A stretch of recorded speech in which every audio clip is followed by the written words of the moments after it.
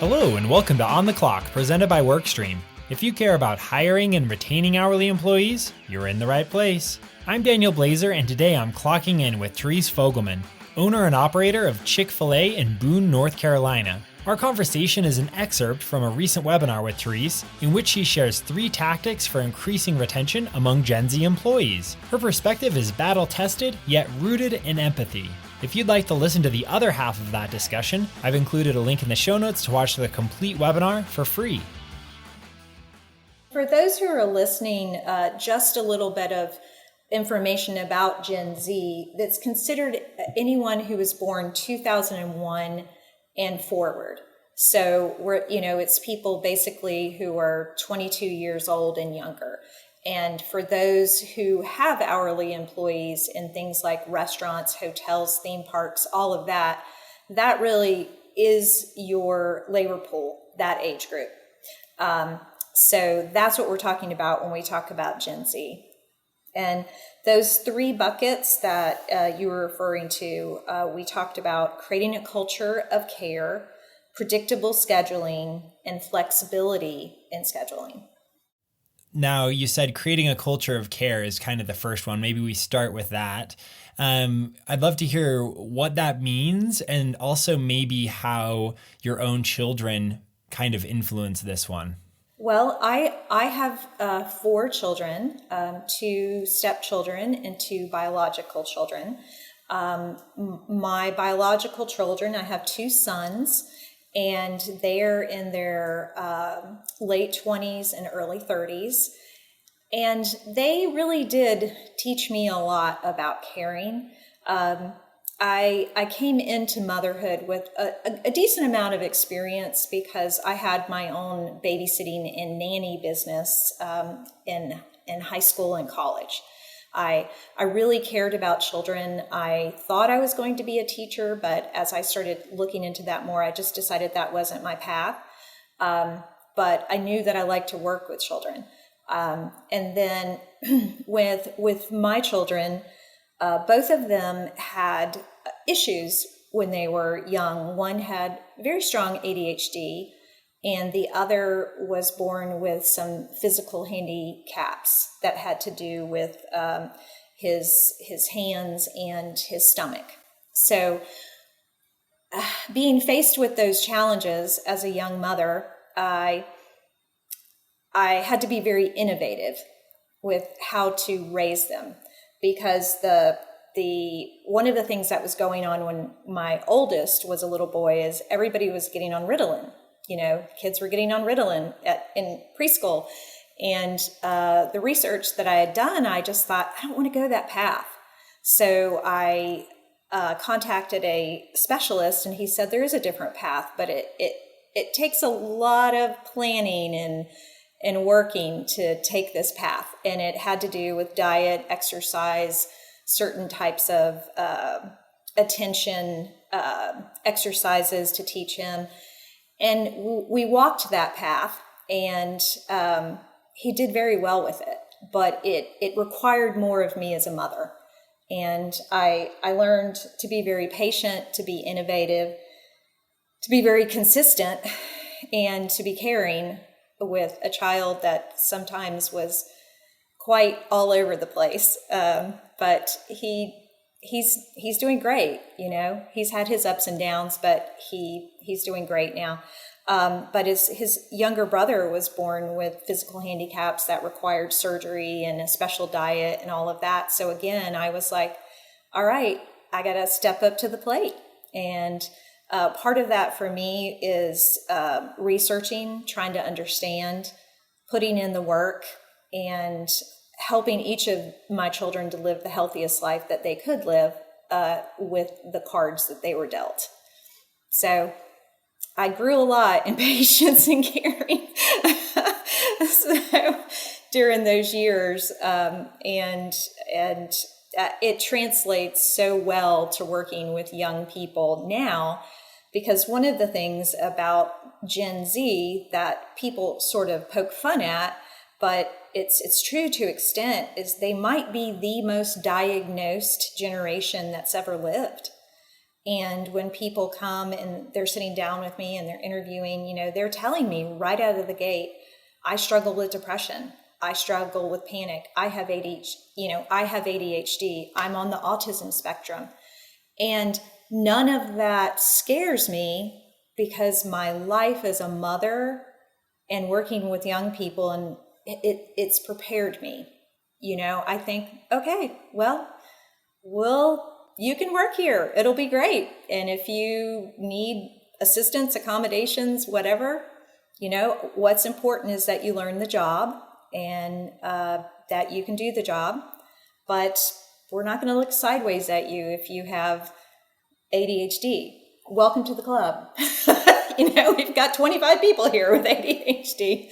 So it's really uniquely prepared me for a generation that does talk very openly about mental health issues, physical issues, all of that. What are maybe a few other specific things that you have done as an owner to, reinforce this culture of caring among your employees? One of the main things is consistency and respect from the beginning. So I'll tell you that WorkStream has been such a help with that. So I moved to working with WorkStream about 13 months ago after working with a different company for many years. But the ability to communicate quickly with potential employees in that turnaround time was great. And I stayed away from anything that had to do with texting for such a long time because it was just strange and digital, text 1, 2, 3, and then press no, then stop but WorkStream was able to make that personal. So we can text and respond immediately. So as soon as it pops up on my phone, reaching out to that person, letting them know we're interested. And oftentimes a personal text sent along that says, hey, your resume looks fantastic. Please come in and interview. So from the initial contact, there's a caring human element that's a part of it. And that goes through everything. So when people communicate with us, we always respond. Now, not 100% of the time, because there's some people perhaps that we do not want to come in for an interview. But I would say all of those that we want to come in for an interview, they know that there's a person on the other side of that transaction. We have a name and we want to meet you. So it immediately establishes warmth, and then our interviews we take them seriously. We sit down with a person. We're there with them. We're on time. We have their resume in front of us. We have questions to ask them that I create the questions and change them up every 6 months. And they're questions to get to know that person. And they're aimed at their age group. What's your favorite type of music? What are you binging on right now on Netflix? Where's the most interesting place you've ever visited? Who do you admire most in the world? So we're asking them things that they can relate to so that we can get to know them a little bit as a person. We're not just saying, so can you start work tomorrow? So we establish that personal connection and it follows through. If they're hired, they are paired with our onboarding specialist, and then they go straight into our training department where we have training managers that work with them. And everything is very laid out and understandable. And if you don't understand it, there's someone who will help you understand it. Once you get into our organization, you're not alone. And we let them know that, you're not alone. We're not pampering them, but we're saying, hey, we're here. We're here. We'll help you along the way. So, and that level of respect, it means so much to people in Gen Z, because one of the things that I hear as the most common reason for people to leave a job is that they just had no communication with the managers, that people, they didn't receive their schedules on time. They didn't have any consistency in the schedule that they received. They went into a job and said, I need 40 hours a week because I'm paying my own rent, and then they consistently get scheduled 8 hours a week. Just massive miscommunication. And so that's not what they're experiencing with us. So a lot of people are like, yeah, I like this. Yeah, I mean, it makes sense that they do. I love so much of what you said about, just establishing respect from the very beginning, that very first text message, that first touch point, and then having that persist throughout the interview process, onboarding, et cetera. Because I agree with you. I think you see all these headlines about Gen Z this and Gen Z that, and before that it was Gen Y or millennials, or there's always these kind of articles that pop up and try to paint different generations as one way or another, but ultimately we all value respect, and I think most of us will reciprocate when we feel like we're given respect. And I think it's kind of painting someone in a corner if you dismiss them, or you think that they don't need that respect in as they're applying for a job because they're only 20 or whatever it is. Like, you're kind of starting off on the wrong foot. So anyway, I love what you said about doing exactly the opposite, showing them respect the whole way through. And we find that the majority of people who work for us show that respect to us too. And it builds a culture of respect from the ground up. Because one of the things I tell people in the interview is, we're going to respect your time, we're going to respect your availability, and we ask for respect from you. If you have to change your availability, let us know. Communicate with us. We will work with you. We will be flexible as far as we can. Because there are situations where someone, of course, doesn't tell the truth in an interview. They say, I want to work 40 hours a week, and then you hire them at a certain wage rate, and then 2 weeks later they say, oh, sorry, I've got another job. I'm only going to work 10 hours a week, but I really need you to keep me at that full-time wage rate. And so in situations like that, that's not respect coming from the other side, and we're just, we can't accommodate that. Maybe we jump into number two, which was kind of this predictability and scheduling. So let's talk about maybe like what that means specifically, and how does predictable scheduling kind of counter the other option, which is like haphazard scheduling. How are they kind of different, and maybe why do some stores, some businesses end up in kind of the haphazard scheduling rather than the predictable scheduling? I have been a part of scheduling for hourly employees for 19 years now. And I've learned a lot about scheduling, how to actually make a schedule, how to work around a schedule request. And I've had anywhere from a staff of 50 that I was scheduling to cover 6 days a week to a staff of 125. So it is very challenging, but I would say there are a couple of foundational things about scheduling. The very first one is that you must have a dedicated, committed, and intelligent person who does the scheduling. It might be more than one person in your business. If you're the owner and your business is small, it might be you, but I would recommend that it not be you, because to build a good schedule takes 4 to 6 hours a week when you have a staff of about 70. When you go over that number, it takes longer.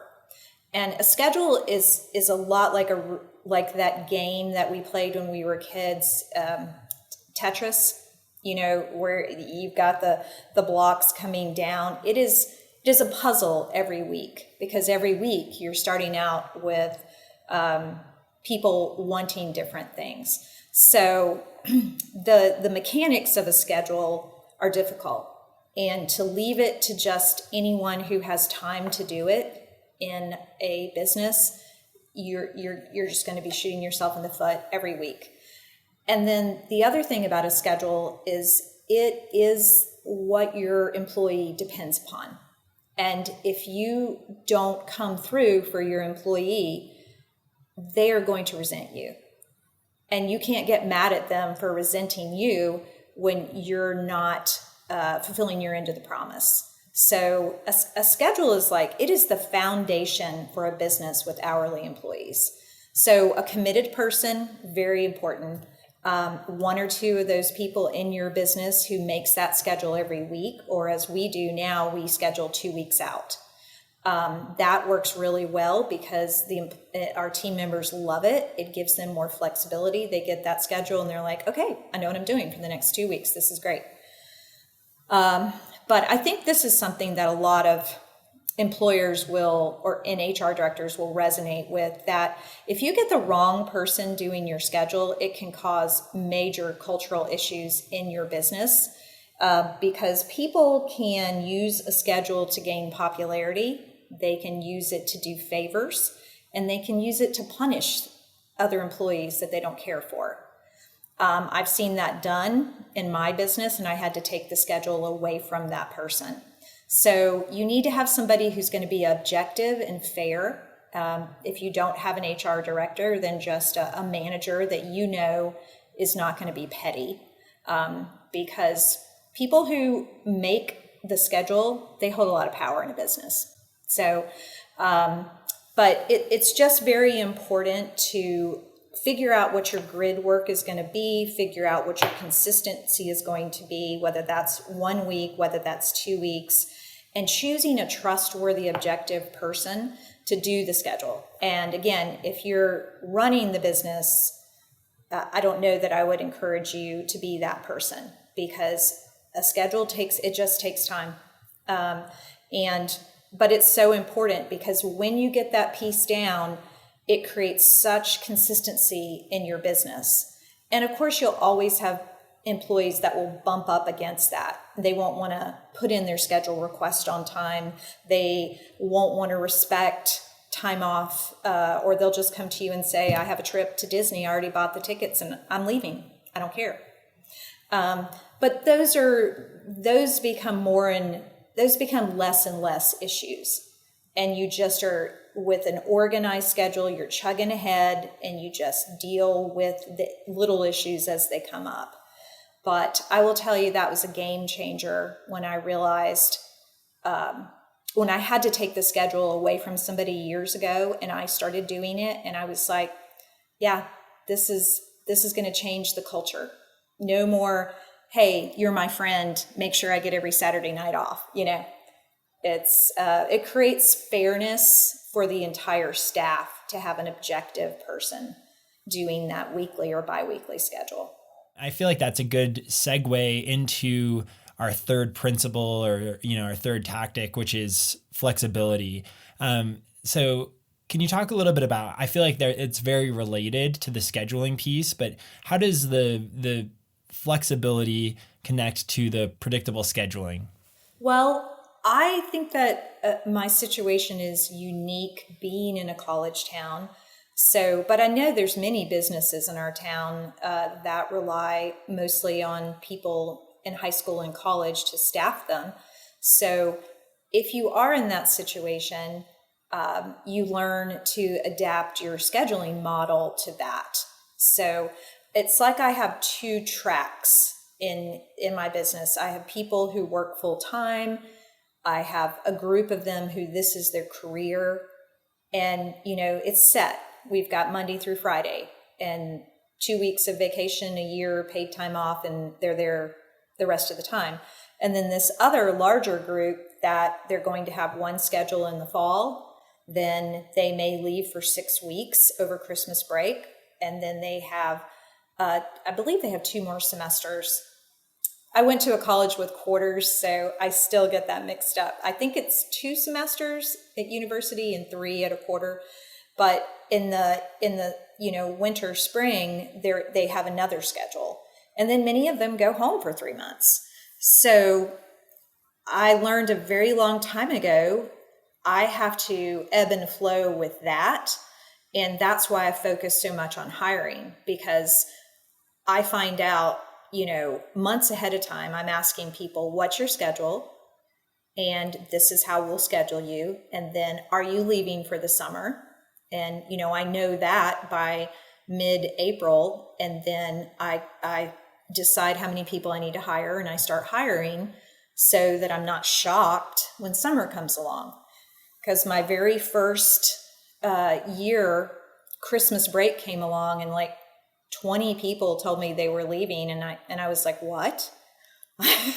What? I only had 50 staff members. And I was like, oh my gosh, I guess I'll be living at the store, and the children will be having Christmas at the store this year because I'm going to be working around the clock. So I only got caught by surprise one time, and then I said, okay, my schedule is the university schedule. So as the university goes, so we go. So we actually have the schedules for the two universities in town plus the high school. We have those up in our office, and we use those when we're looking at scheduling, because we're in a town that has the university has a great football team, and we are scheduling around those days too, football Saturdays. So it's really just being conscientious of who are your employees. What type of town are you living in? What are the events? It's having very much a global view so that you can organize your business accordingly. Thank you for listening to On the Clock. For more info, visit workstream.us/podcast. As a reminder, I've included a link in the show notes to watch Terese's complete webinar for free. Until next time, we're clocking out.